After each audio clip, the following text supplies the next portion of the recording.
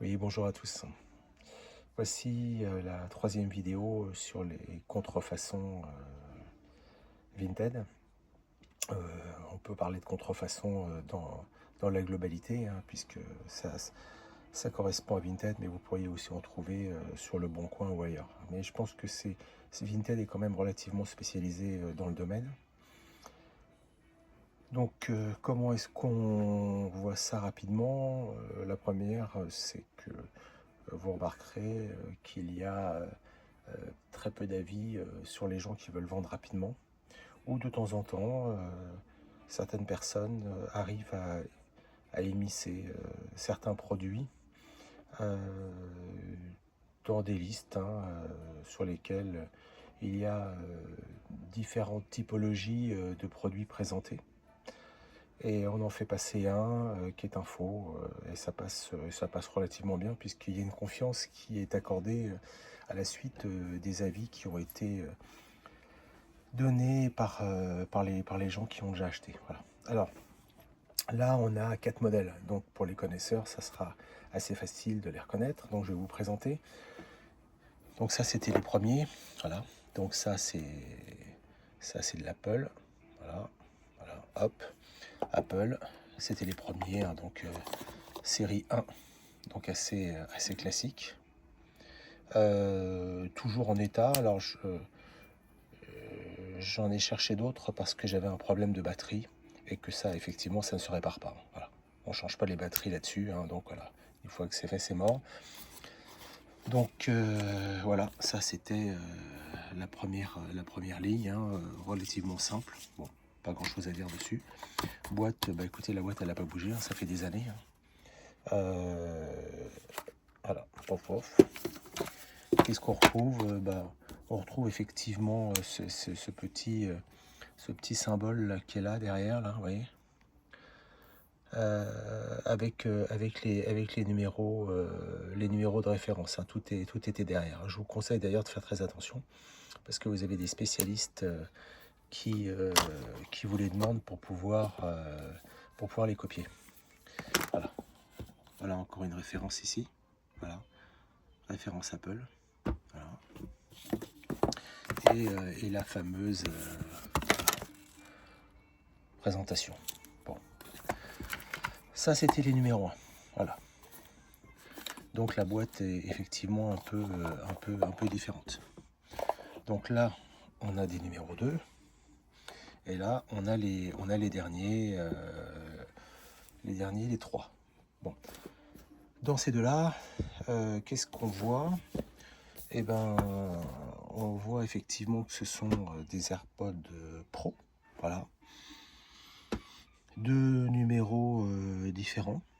Voilà. Donc si jamais j'ouvre ces deux contenants, je vais me rendre compte effectivement que j'ai un produit, voilà, qui ressemble à Apple. Hein, voilà. Hop, voilà. Vous avez voilà comment ça fonctionne avec les petits adaptateurs, hein, qui vont vous permettre effectivement de pouvoir positionner votre oreille. Ok, d'accord. Qu'est-ce qu'on va voir encore là-dedans? Voilà. Voilà, on va voir ça. Là, on a une petite étiquette, voilà, deuxième génération.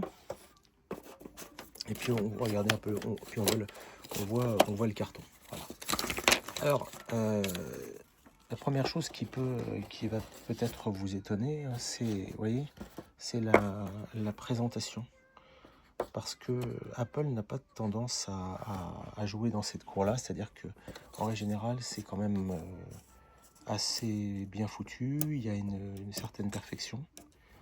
Et là, ça correspond pas du tout au standard, hein, de la marque. Voilà. Ok. Donc alors, comme vous l'avez compris, ça c'est un faux. Et bien entendu, si je le branche, qu'est-ce que je vais remarquer tout de suite? La première chose, c'est qu'il n'y a pas de coupure du bruit. Ça, c'est une fonction qui n'existe pas dans toutes les copies. Voilà. Pour quelle raison, j'en ai aucune idée. Ensuite, le son est assez classique, quoi. Je veux dire, il y a pas de stéréo, de tridimension, de positionnement dans l'espace. Là, vous avez un modèle mono stéréo, voilà, qui fonctionne. Alors, le problème qu'on a avec ça, vous voyez, alors c'est bien fait parce que vous avez des petits numéros derrière. Et pour savoir si ce produit était faux, eh ben, il a fallu que j'aille chez Apple. Parce que vous avez un numéro qui est ici, et ce numéro est un vrai. C'est un numéro qui a été effectivement copié. Et ça c'est un gros souci, hein, parce que vous êtes incapable de le savoir. Voilà. Vous êtes tout à fait incapable de le savoir. Alors, dans les deux là, qui ont été achetés, tous les sur Vinted, à peu près pour le même prix. Ça vaut aux alentours de 80 euros. Ça vous donne déjà une incidence. Made in Vietnam. Alors, Made in China. Made in China, celui-là, visiblement, ça c'est le meilleur. Et là, Made in Vietnam. Alors, la différence entre les deux, bon, ce sont deux faux, mais celui-ci est quand même largement meilleur à l'autre. Parce que il y a une fonction qui vous permet quand même d'être reconnu directement par l'appareil, alors que sur le premier là, il y a un problème majeur, c'est que ça n'arrête pas de sauter, c'est que ça perd le contrôle. Par contre, le souci avec ces produits, c'est que Apple reconnaît et qu'Apple met une garantie dessus. C'est-à-dire qu'il vous dit, voilà, vous avez une validité d'1 an sur le produit. Est-ce que vous voulez prendre l'option? Donc, en fait, c'est relativement bien fait et c'est permissieux. Vous ne pouvez pas savoir si c'est un vrai non, en dehors de la coupure du son, hein, si c'est un vrai ou non. Alors, et effectivement, si, il y a deux choses qui sont importantes. Je les oubliais. C'est qu'en fait, il n'y a qu'Apple qui peut vous permettre de passer d'un appareil à l'autre. Vous êtes sur, par exemple, votre iPhone. Vous souhaitez passer sur votre tablette. Vous êtes sur TikTok, n'importe, on s'en fout. Là, il va passer directement. C'est-à-dire que ça va se faire automatiquement. Vous coupez votre téléphone, vous passez sur la tablette, ça coupe, ça prend le son. Vous êtes sur votre tablette, vous passez sur l'ordi Apple, idem, ça coupe, ça reprend le son. Ça, c'est impossible avec le reste, avec les autres. Là, les autres, ils peuvent pas faire. C'est-à-dire qu'à chaque fois, il faut couper, il faut éteindre le Wi-Fi, parce que là, le Bluetooth, pardon, sans ça, vous êtes incapable de générer cette attractivité pour passer d'un réseau à l'autre, quoi. Ça, c'est impossible. Seul Apple le fait. Voilà. Et en termes de son, il n'y a pas photo, hein, je vous le dis. Hein. Sur Apple, vous êtes dans un studio,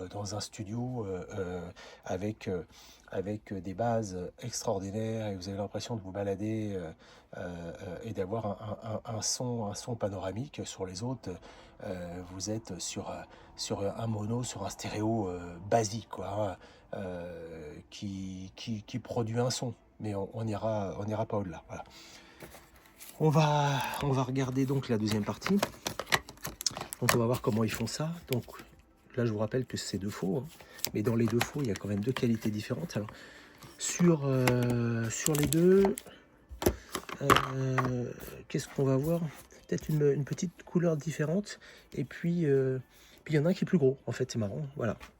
Celui qui est à droite là, il est un peu plus haut. Voilà. En termes de produits,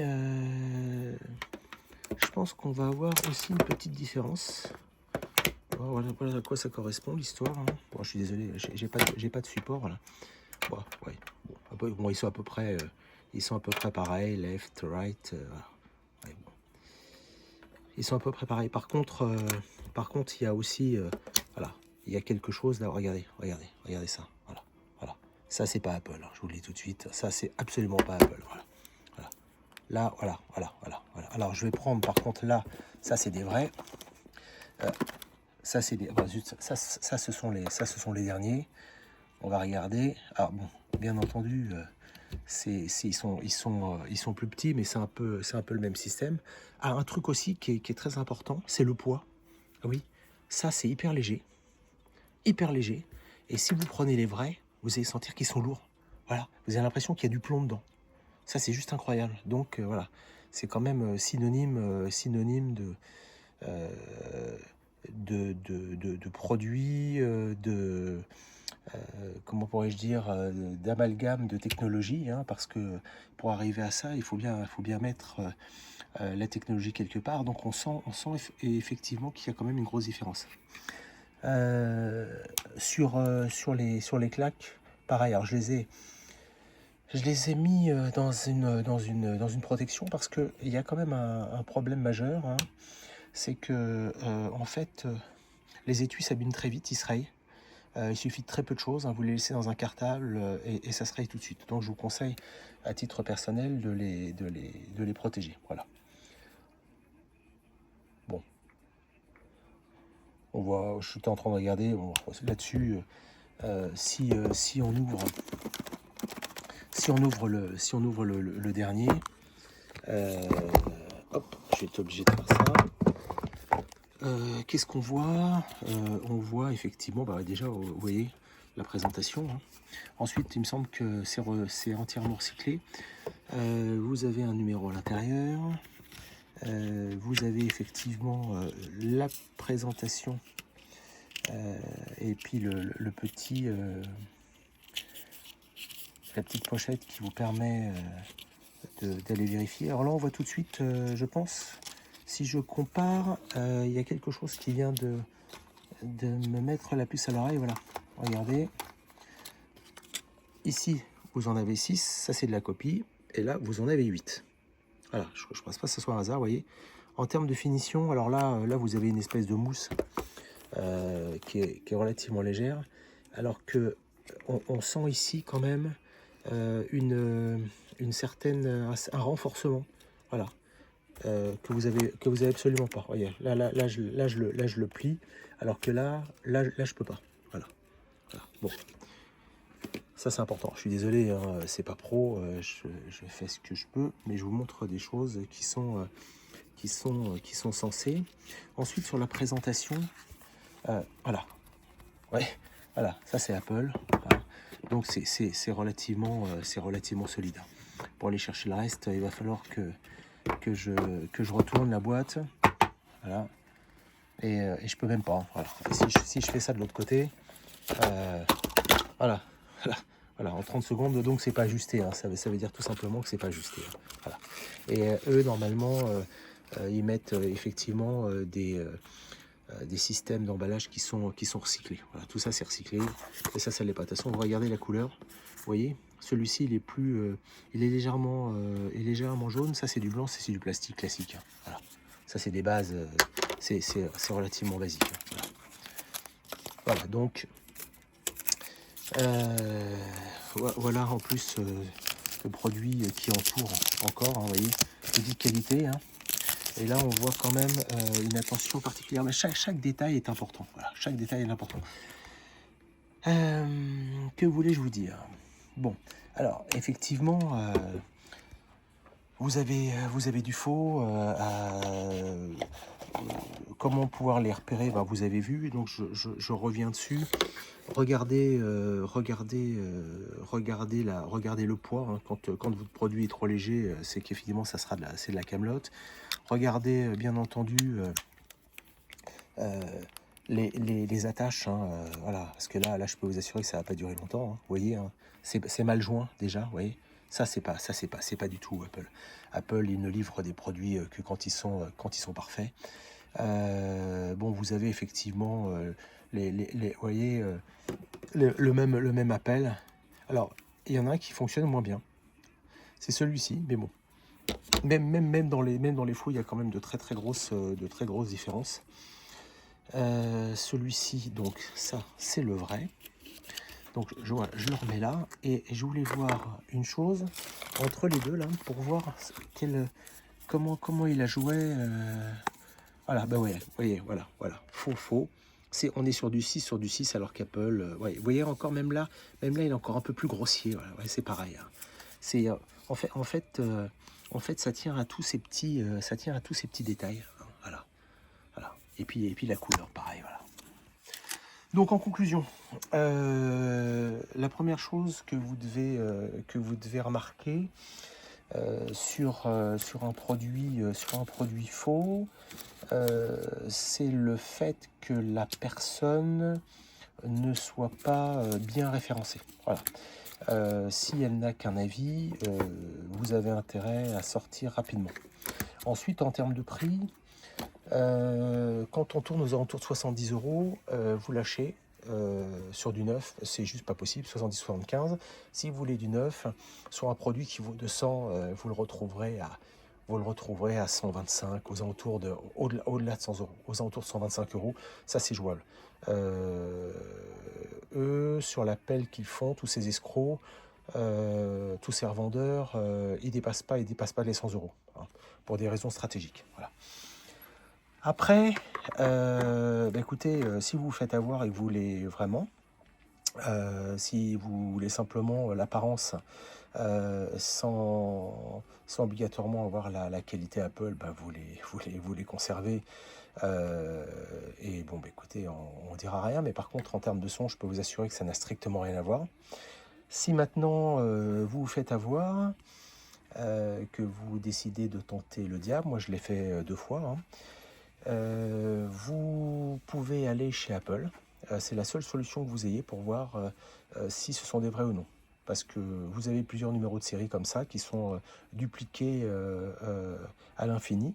Et ça vous permettra de savoir si ce numéro est référencé ou non. Voilà.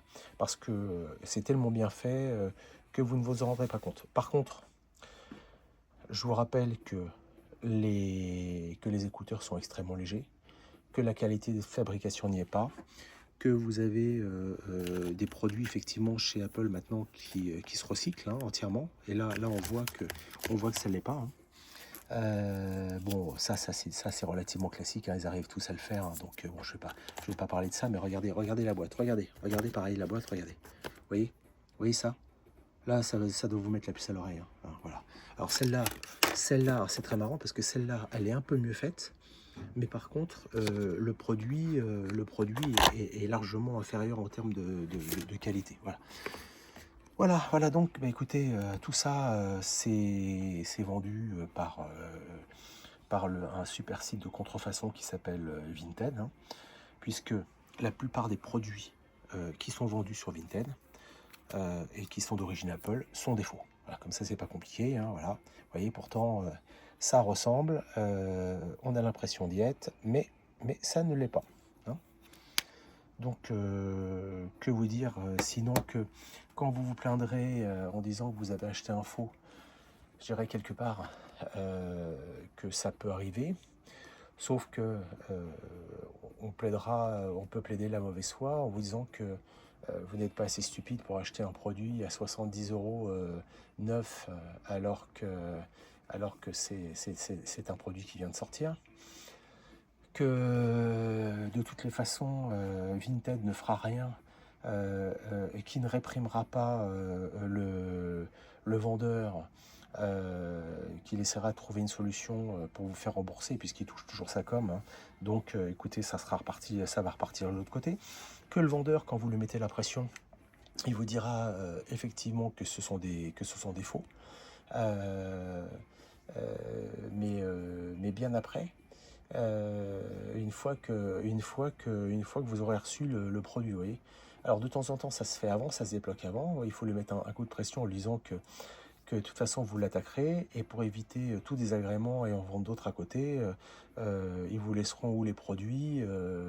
D'ailleurs, ces produits-là, ils les ont abandonnés parce que ça quand vous allez en Chine, sur Alibaba par exemple, un produit comme ça, là, faut savoir, ça vaut, en gros, quand vous les achetez par 500 000, ils sont à 5 euros.